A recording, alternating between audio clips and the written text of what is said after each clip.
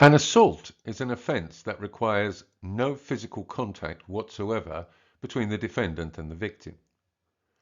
When we hear, however, in the media that someone has been assaulted, we usually think of the victim being hurt or kicked or punched.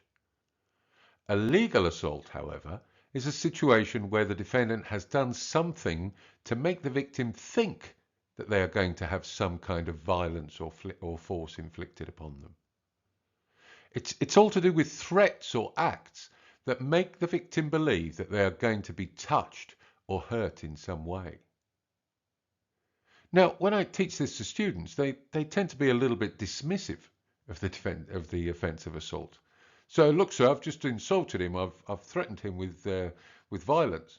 And I say, yeah, it doesn't seem like a very serious offence, but bullying is.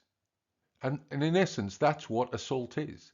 It's threatening people with violence. And anyone who's been bullied as a child knows that threats of violence can sometimes be just as hurtful and just as intimidating as if the person had actually inflicted violence upon us. In order to be found guilty of an assault, the prosecution must prove that the defendant committed an act, any kind of act, which caused the victim to apprehend or expect that immediate unlawful force was going to be applied to them. Now, this act could be as simple as the throwing of a stone, or a shouted threat of "I'm going to kill you," or pointing a gun or a knife at someone.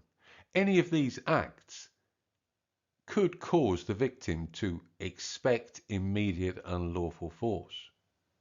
And the mental element, the mens rea, the defendant has to either intend to cause the victim to expect or apprehend that immediate unlawful force, or be reckless.